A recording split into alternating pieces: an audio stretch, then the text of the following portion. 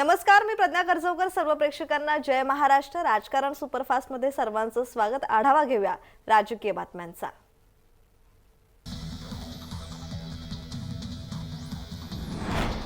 शरद पवारांची जात कोणती यावर महाराष्ट्रभर वातावरण तापलेलं असताना संभाजी ब्रिगेडचे केंद्रीय निरीक्षक विलास पासलकर यांनी मंगळवारी शरद पवार यांचे व्हायरल झालेले प्रमाणपत्र आणि खरं प्रमाणपत्र दाखवलंय.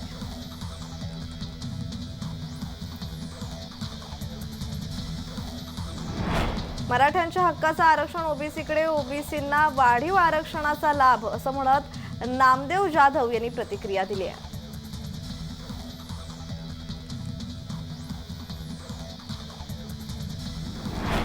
आदित्य यांचं कुटुंब गांधी आणि लालू प्रसाद यादवांसमोर झुकला अशी टीका आशिष शेलार यांनी केलेली आहे.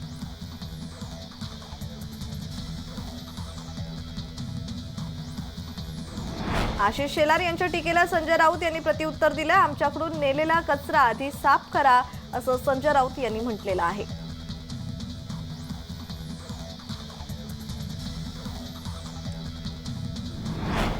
शरद पवार यांनी अजित पवारांवर टीका केलेली आहे. कोणी आलं कोणी नाही आलं, गर्दी कमी नाही तर वाढली असं म्हणत शरद पवारांनी अजित पवारांना टोला लगावलाय.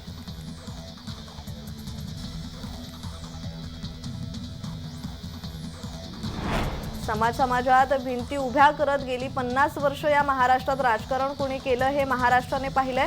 जातीपातीचं राजकारण न करणारा नेता बाळासाहेब ठाकरे यांच्याकडे पाहिलं जायचं, पण शरद पवारांचं राजकारण हे जातीवर अवलंबून असल्याची टीका प्रवीण दरेकर यांनी केलेली आहे.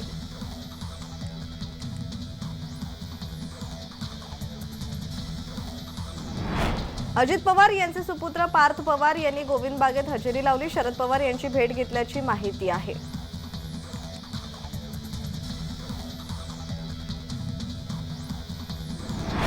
माजी महापौर मीनाक्षी शिंदे यांनी नृत्यांगणा गौतमी पाटील हिचा कार्यक्रम ठाण्यात ठेवला होता. दिवाळी पहाट निमित्ताने हा कार्यक्रम ठेवण्यात आला होता. या कार्यक्रमावरून आमदार जितेंद्र आव्हाड यांनी शिवसेनेवर टीका केली होती. आव्हाड यांच्या या टीकेचा मीनाक्षी शिंदे यांनी समाचार घेतलाय.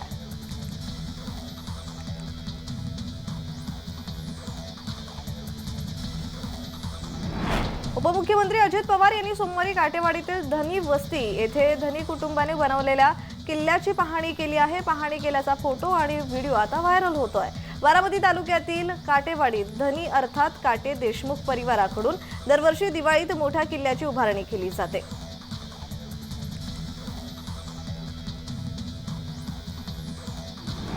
गजानन कीर्तिकर यांनी दिवाळीच्या निमित्ताने मुख्यमंत्र्यांची भेट घेतली. कीर्तिकरांनी याबाबतची माहिती त्यांच्या इंस्टाग्रामवर टाकलेली आहे. त्याचबरोबर रामदास कदम आणि कीर्तिकर यांच्यातील वाद हा समोर आला होता.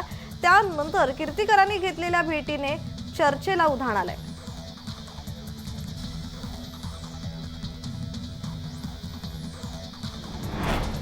गजानन कीर्तिकर आणि रामदास कदम यांच्यात वाद. मुख्यमंत्री एकनाथ शिंदेंनी यात उडी घेतलेली आहे. रामदास कदम यांनी मुख्यमंत्र्यांनी फोन केल्याची सूत्रांची माहिती आहे.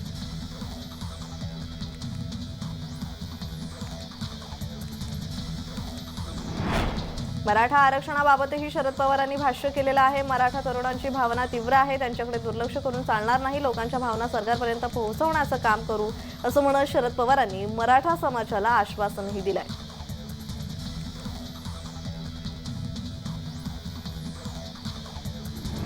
गुणरत्न सदावर्ते विदूषक असून मनोरुग्ण आहे, त्याला अधिक महत्त्व देण्याची गरज नाही अशी टीका माजी आमदार अनिल गोटे यांनी केली आहे.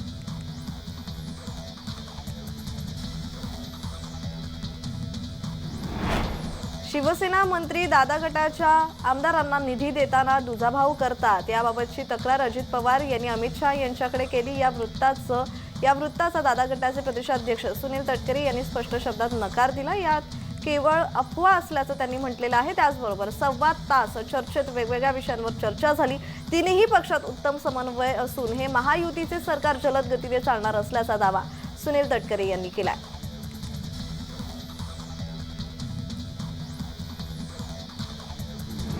मुंबईतील शाखा तोडफोडीवरून शरद पवार यांनी सरकारवर जोरदार टीका केली. शाखा तोडण्याची भूमिका योग्य नसल्याचं मतही शरद पवार यांनी व्यक्त केलंय.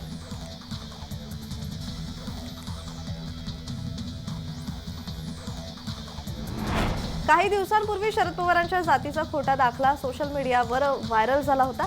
याबाबत शरद पवारांनी भाष्य केलंय. ते म्हणालेत की माझा जातीचा बोगस दाखला व्हायरल झाला होता. माझा इंग्रजीमधील दाखला काही जणांनी फिरवला. त्यावर ओबीसी लिहिलं होतं. जन्माने दिलेली जात मी लपवत नाही. सगळ्या जगाला माहिती आहे माझी जात काय आहे, असं शरद पवार यांनी म्हटलंय.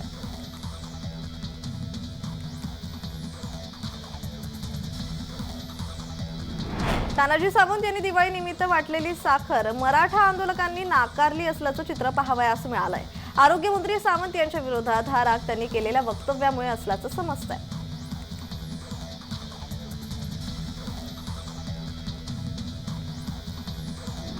धाराशिवमध्ये आरोग्यमंत्री तानाजी सावंतांनी दिलेल्या साखरेची रस्त्यावर होळी करण्यात आली. मराठा आरक्षणाच्या मागणीसाठी आरोग्यमंत्री सावंत यांच्या मतदारसंघातील सावरगाव येथील ग्रामस्थ आक्रमक झाले असून साखर नको, आरक्षण द्या अशा घोषणा देऊन निषेध नोंदवण्यात आलेला आहे. तर दिवाळी निमित्त मतदारसंघातील नागरिकांना साखर वाटप करण्यात आली होती.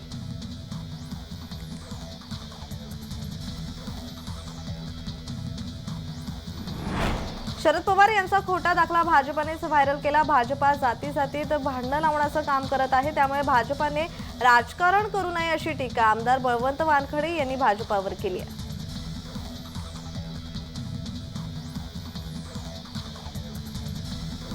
दिवाळी पाडव्याला शरद पवारांना शुभेच्छा द्यायला येतो. आमचे नेते हे शरद पवार आहेत, त्यांना शुभेच्छा द्यायला आम्ही आलो आहोत, अशी प्रतिक्रिया मेहबूब शेख यांनी दिलेली आहे. तर शरद पवारांच्या बाजूला जे उभे असतात त्यांना शुभेच्छा देतो असं म्हणत नाव न घेता अजित पवारांवर त्यांनी टीका सुद्धा केली आहे.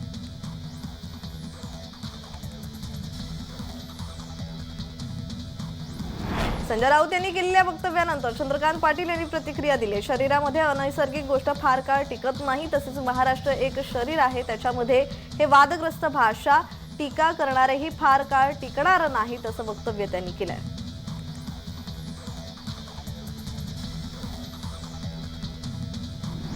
केंद्रीय गृहमंत्री अमित शहा यांनी मध्य प्रदेशातील प्रचार सभेत भाजपाला निवडून द्या, तुम्हाला रामलल्लाचं मोफत दर्शन घडवून आणतो असं आश्वासन दिलं होतं.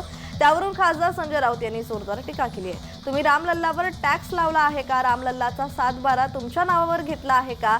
असं सांगतानाच निवडणूक आयोग जिवंत असेल तर आयोगाने भाजपावर त्वरित कारवाई करावी अशी मागणी संजय राऊत यांनी केली आहे.